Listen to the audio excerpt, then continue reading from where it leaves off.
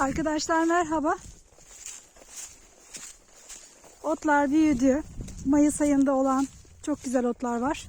Şimdi kenger toplayacağım. Yani Şevketi bostan otu. Bademler de çok güzel olmuş. Şöyle bir tane badem alayım. İkiz badem olmuş. Bir tanesini alayım. Şöyle birkaç tane.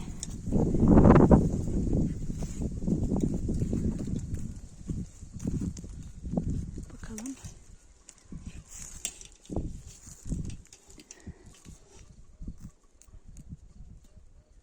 Bayağı büyümüş bademlerimiz artık. Evet, şu bademler size gelsin arkadaşlar. Çağla badem. Şimdi aşağıya doğru kenger, Şevketi bostan otunu bulup toplayacağım. Şevketi bostan otu bir yerde olmaz. Dağınık dağınık. Tohumu nerede yayılmışsa orada olur. Şöyle aşağıya doğru önce inip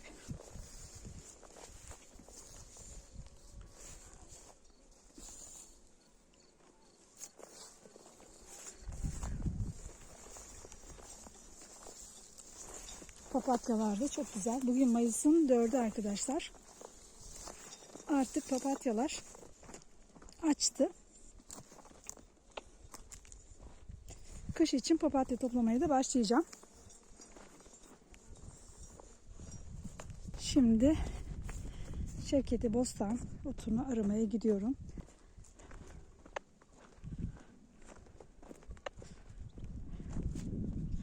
Bulunduğum yerde şu alt taraflara indiğim zaman telefon çekmiyor arkadaşlar burada. Hardal tohum vermiş, çiçek açmış ve tohum aşamasına geçmiş hardal bitkisi arkadaşlar, bakar mısınız? Şöyle biraz daha yakından göstereyim. Bunu videolarımda göstermeye çalışıyorum. Bu hardalın çiçekleri arkadaşlar. Tam sarı değil. Öyle oksit sarı mı desem, açık sarı mı desem tam ismini bilemedim ama bu şekilde çiçekleri vardır hardalın arkadaşlar. Bilmeyenler, turp otu ile hardal otunu birbirine karıştıran arkadaşlarım var. Mesela hemen şurada dibinde bir tane de turp otu var arkadaşlar. Şöyle mümkün olduğu kadar göstermeye çalışayım size. Sarı olan bakın turp otudur. Beyazla sarı karışımı gördüğümüzde hardalın çiçekleridir arkadaşlar. Ne diyordum? Bulunduğum yerde telefon çekmediği için burada telefon resmen kapanıyor. İnternet çekmiyor ve bana ulaşamıyor ailem. O nedenle yanımda telsiz şimdi taşımaya başladım. Daha önce bir telsiz alışkanlığımız vardı. Fakat yine telsiz taşımaya başladım. Koyunlar da hemen burada otluyor. Bakın şu altlar o kadar büyüdü ki otlar. Oraya giremiyorum artık.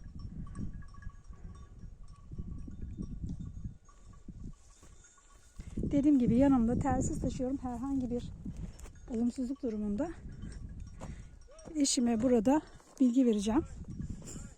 Kenger aramaya devam ediyorum. Buralarda kenger göremedim. Aynı zamanda arkadaşlar artık havalar ısındığı için yanımda bir de yılan sokmalarına karşı bir çanta taşıyorum.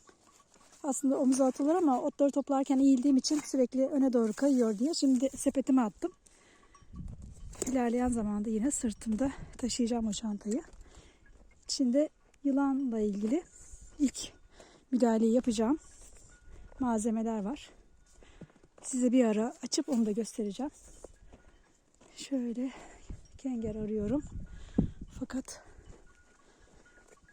burada Şevketi bostan göremedim. Arada gelen sinyaller telsizin sesidir bu arada. Onu anlatmaya çalıştım az önce arkadaşlar.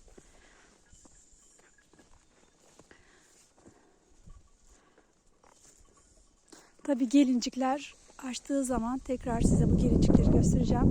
Bakar mısınız tomurcuklara? Dolu tomurcuk var. Fakat kenger yok. Yani Şevketi Bostan otunu göremiyorum. Şöyle bir dolaşıp hızlıca arazimin diğer taraflarını da turlayacağım.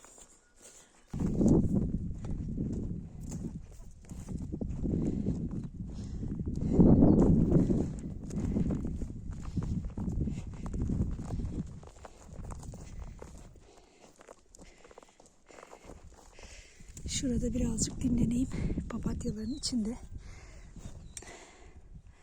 Size de bu güzellikleri göstereyim.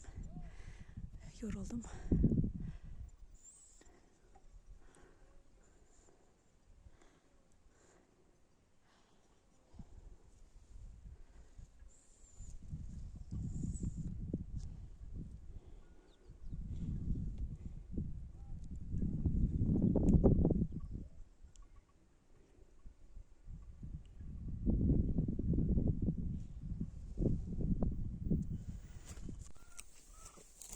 Evet, güzel kengerleri buldum. Şöyle hemen en güzel yapraklarını bıçakla keseyim dibe yakın yerde. Köküne de zarar vermiyorum bu şekilde.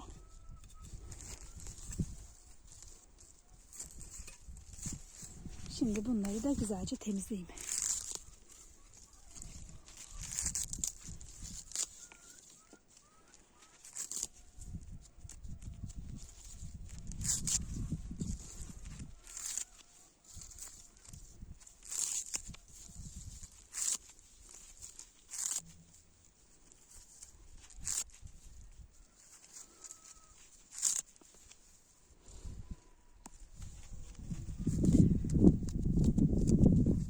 Bunun hem zeytinyağlı salatasını yapacağım hem de yoğurtlu salatasını yapacağım. İkisini de yapacağım. Karar verememiştim başta hangisini yapayım diye.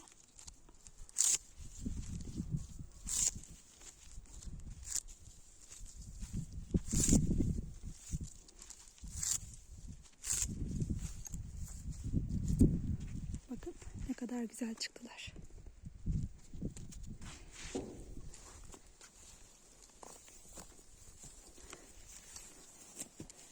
Hemen şu yakında da gayet güzel büyümüş. Başka bir Şevketi Bostan. Şöyle kartlamaya başlamış hatta. Fakat kart değildir. Yine şu sürgün kısmını alacağım. Burası da çok güzeldir. Yine patlayacak o. Çiçeğini açacak. Tohumlarını yayacak. Ama çok, bakar mısınız ne kadar güzel büyümüş. Şöyle göstereyim size.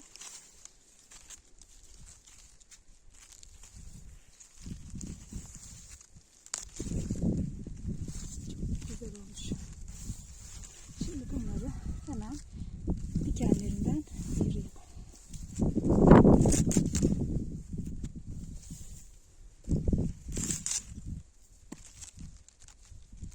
Ara ara dikenleri eldivenden bile batıyor.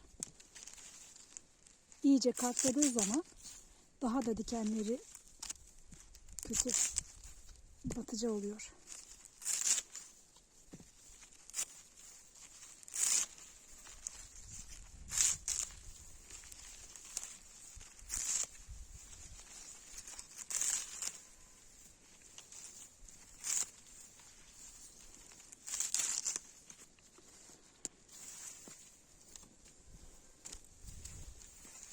Bakalım başka bulacak mıyız yakınlarda? Evet, burası, evet, tohumlar çok yayılmış burada. Şurada da görüyorum. Hemen yan tarafında da var.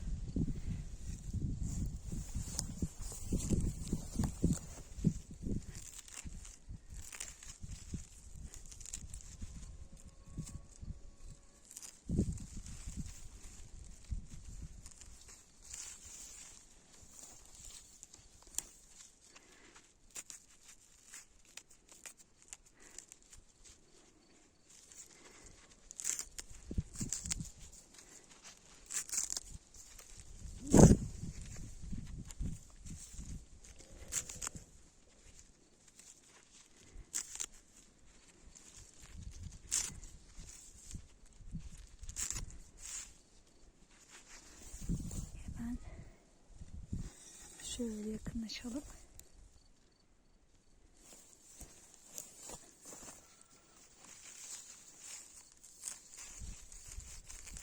Yan yana 2 tane tohum çıkmış ve 2 tane büyüyor burada.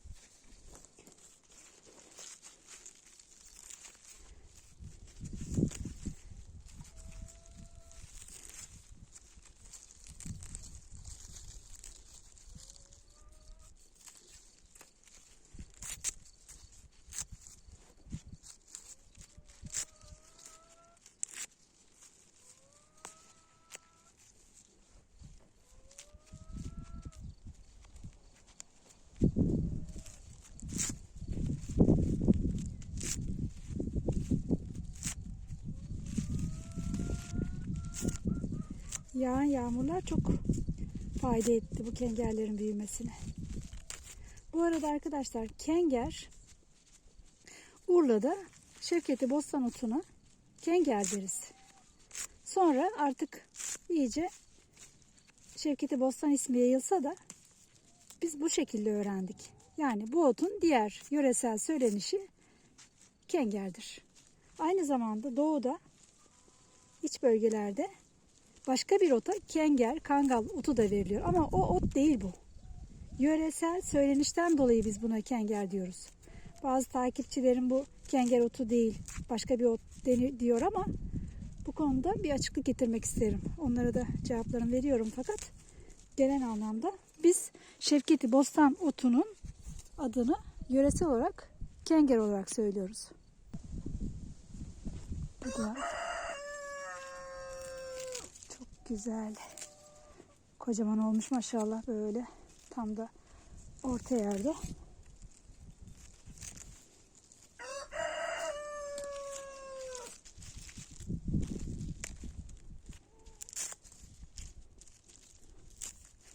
Gayet de güzel olgunlaşmış.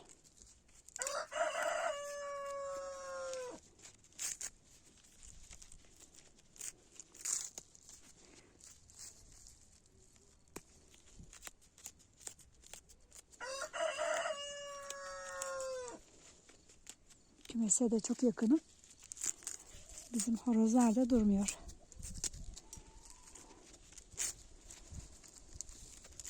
Ormanın içinde olsam ben konuştukça kuşlar da cıvıldıyor. Ben susunca onlar da susuyor.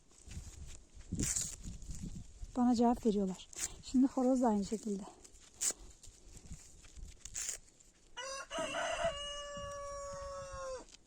Burası benim diyor. Benim bölgem. Hemen arkadaşlar şurada da yine güzel gelişmiş başka bir Şevketi Bostan otu.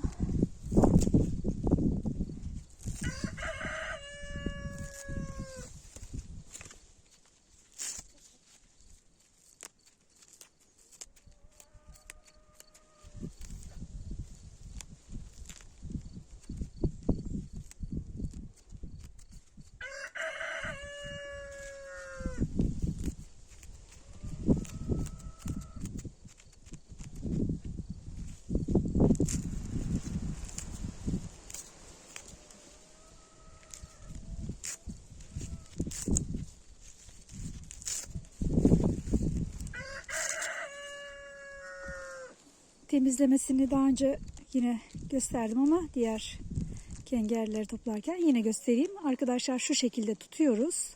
Yani arka kısmından kavruyoruz. Böyle değil. Yönü çünkü biraz şu yapraklar öne doğru. Şuradan tutup şu şekilde iki parmağımızı, işaret ve baş parmağımızla hafifçe, çok sıkmadan çubuk kısmı değil de dikenli kısmı, ot kısmını şöyle tutup parmağımızın arasına şöyle bir halka yapar gibi tutuyoruz ve böyle yukarı doğru sıyırdığımız zaman kendiliğinden dikenli kısımları çıkıyor. Bir daha göstermek istiyorum. İki baş parmağımı ve işaret parmağımı şöyle ortadan geçiriyorum ki gövde kısmından kopardığım yerden. Şurada da elimle tutup sıkı tutmam gerekiyor şu bölümü. Şöyle çok sıkmadan, bakın hiçbir sıkma yok. Şöyle asılınca zaten şuraya dayandığı için, elimin şu bölümüne dayandığı için rahatlıkla dikenleri elimden sıyrılıp gidiyor, bakın. Yoksa şöyle tutsam çok zorlanırım ve kopar.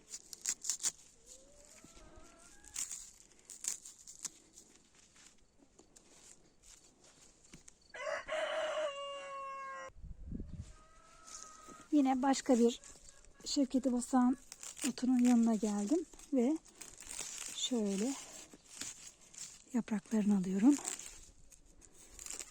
Akkız adı da veriliyor buna aynı zamanda. Şöyle yine tutuyorum. Bu çok taze olduğu için şu kısmı da kopar diye biraz daha kontrollü koparıyorum. Bakın tazelikten o bölümleri gelecek. Şu mesela çok rahat sıyrılır. Evet, bakın. Şöyle. Tabii bu benim çocukluğumda annemden öğrendiğim temizleme şekli. Sonradan öğrenseydim emin olun ben de temizleyemezdim. Fakat şimdi çok kolay geliyor temizlemesi.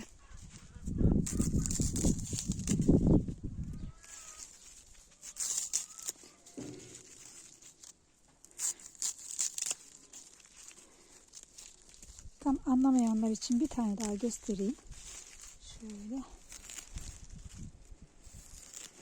Çünkü sonradan öğrenmek gerçekten zor.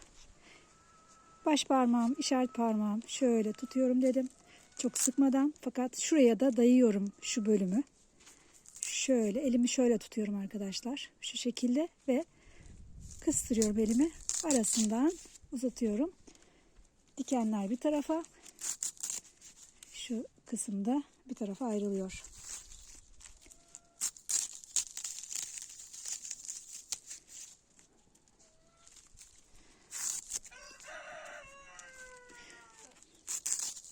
Tabii sizler yanımda olsanız uygulamalı olarak da gösteririm. Daha iyi olur. Fakat ancak böyle ekrandan gösterebiliyorum.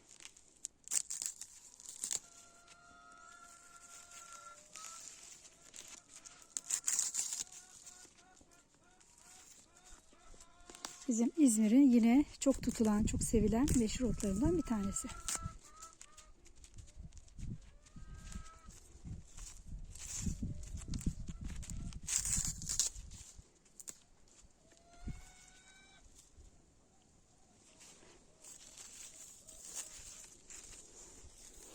Bu arada arkadaşlar, Şevketi Bostan otu hakkında bilgi almak istiyorsanız, kök yapısını merak ediyorsanız yine Kenger adı altında yayınladığım videoya da bakabilirsiniz.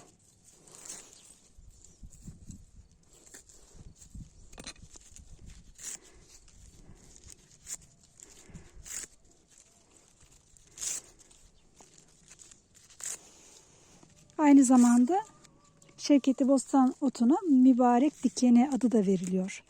Akkız bir diğer söylenişi. Bostan otu, Şevket otu. Çok değişik isimleri de var. Ama her zaman söylediğim gibi en yaygın literatürde de geçen Şevketi Bostan ismidir. Yöresel olarak Urla'da da kenger deriz.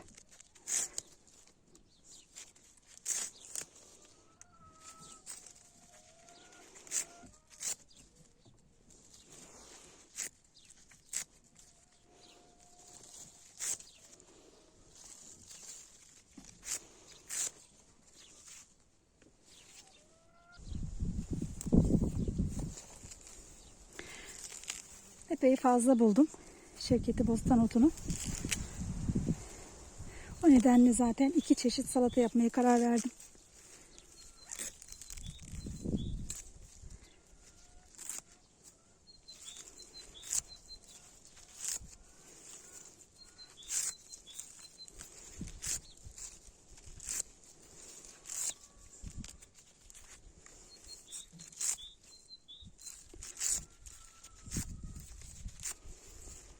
Genelde şu kısımları kullandığım için pişirirken hacim yönünden de eksilme olmaz. Ne kadar topladıysanız o kadar salatanız olur. Aynı tavşan kulağı otunda olduğu gibi. Mesela tavşan kulağı otu da bir sepet topladınız. Topladığınız kadar da yemeğini yapabilirsiniz. Veya gözlemelerde kullanabilirsiniz. Çok fazla hacminden bir şey kaybetmiyorum. Bu otumuz da aynı durumda.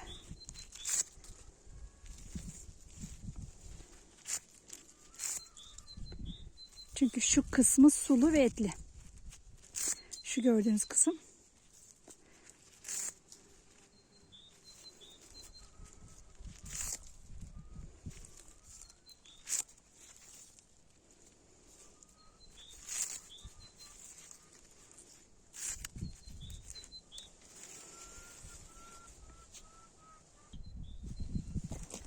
Yine 2 tane, belki de aynı kökten çıkan 2-3 tane görüyorum.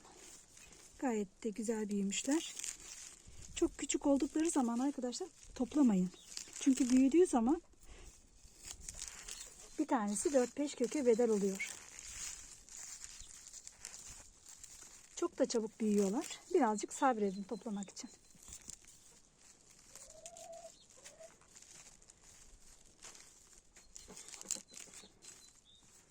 Solucan da içeriye girmiş, nemli olduğu için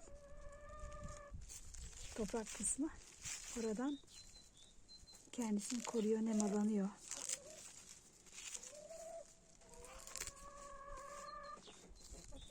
Rahatını bozdum solucan. Evet, bu bir kökmüş.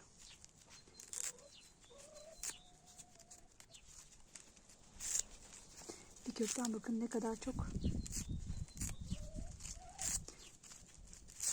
ot toplamış oldum.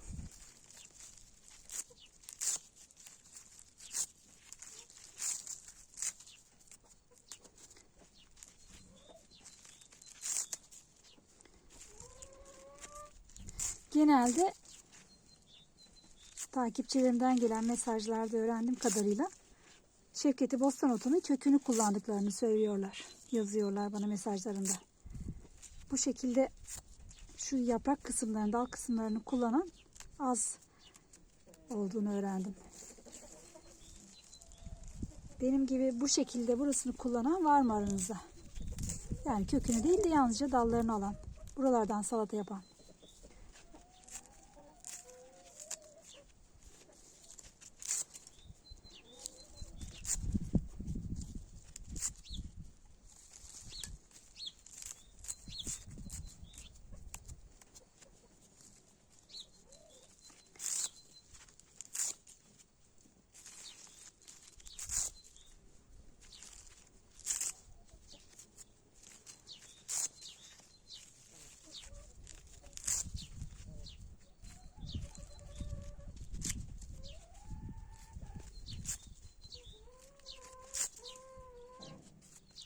Bir ara size bunun tohumlarını nasıl ayıklarız onu göstereceğim. Çok zahmetli olduğunu söyleyeyim başta. Bir ara temizledim. Fakat tüm otlarda olduğu gibi değildi. Dikenlerin arasında teker teker tohumları barındırmış. Grup halinde değil.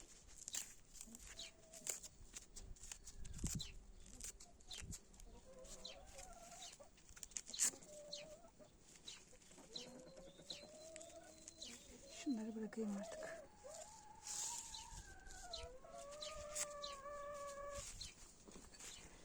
Bakın arkadaşlar, mesela şu da başka bir kök. Minicik. Tohum dökülmüş, buraya çıkmış. Evet arkadaşlar, bakın mesela şurada da gayet güzel büyümüş. 2 kök yan yana çıkmış hatta.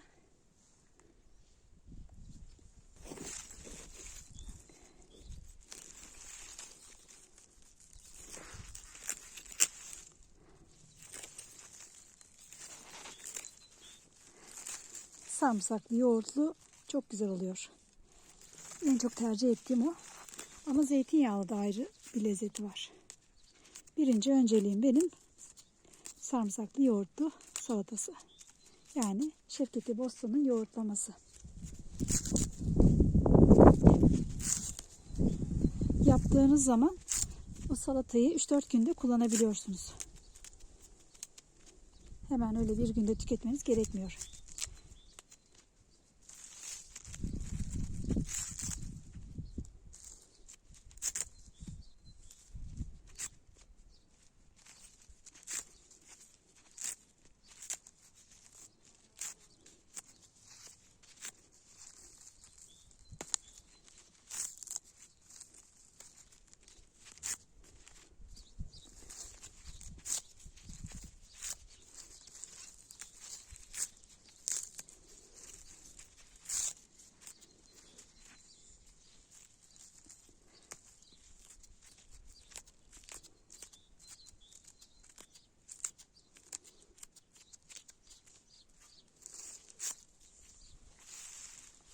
Arkadaşlar dün topladığım Şevketi Bostan otlarını bu şekilde yıkadım.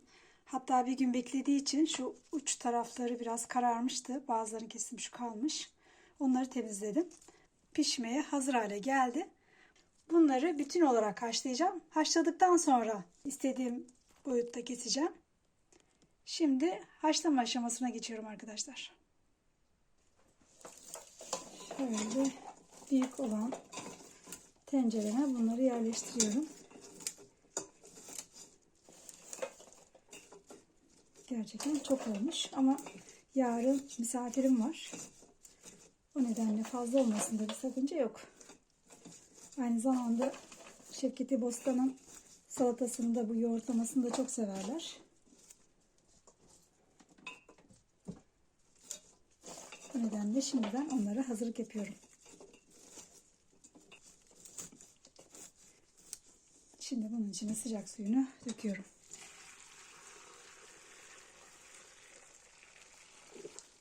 İyice haşlanmış olan kengerlerimizi suyundan çıkarıyorum. Hafif soğuduktan sonra bunları çatala gelecek şekilde doğruyorum arkadaşlar. Bakın yumuşacık oldu. Erimeye başladı. Kendi kopuyor.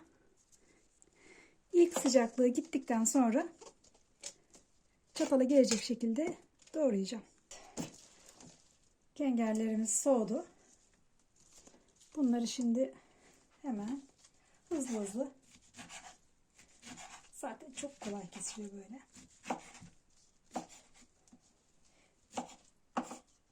Bazen bu şekilde meze olarak bütün de kullanılıyor arkadaşlar bunlar.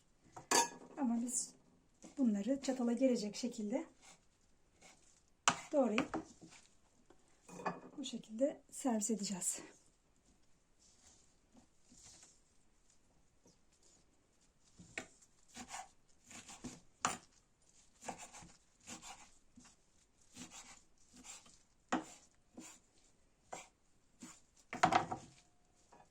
Arkadaşlar şimdi bunu limonlu kenger salatası yapacağım. Bunu da yoğurtlu kenger salatası yapacağım.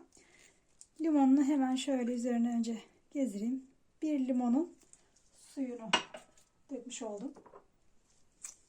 Şöyle taze topladığım sarımsakları da üzerine atıyorum bolcana. Şöyle arkadaşlar sarımsaklarım bu şekildeydi. 4 tane sarımsağı 2 salata için kullanmak için doğradım. Aynı zamanda üzerine zeytinyağını gezdiriyorum.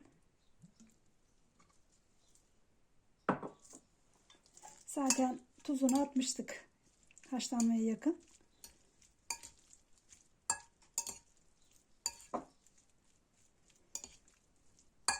Uzun sürede bu şekilde limonlu salatasını yememiştim.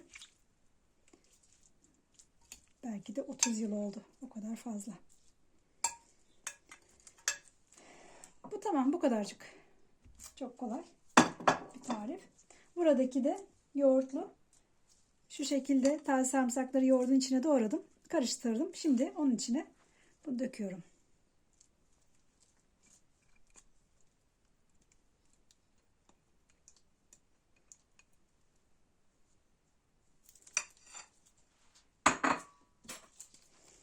Şimdi bunu da güzelce şöyle karıştırayım. Bu şekilde arkadaşlar yaptığımız salatayı 3-4 gün boyunca yiyebiliriz. Şimdi bunun üzerine şöyle biraz kendi yaptığım pul biberiyle süsleyeyim. Hatta şurada şöyle eksik kalmasın.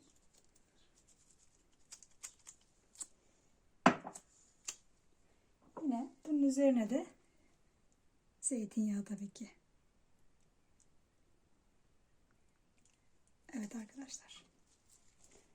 Salatalarımız hazır. Limonlu kenger salatası, yoğurtlu kenger salatası. Arkadaşlar Şevketi Bostanotu'ndan 2 çeşit salata yaptım. Bir tanesi zeytinyağlı, limonlu kenger salatası. Böyle oldu. Diğeri de arkadaşlar yoğurtlu, yine zeytinyağlı, pul biber süslemeli kenger salatamız böyle. Başka videoda görüşmek üzere. Hoşça kalın.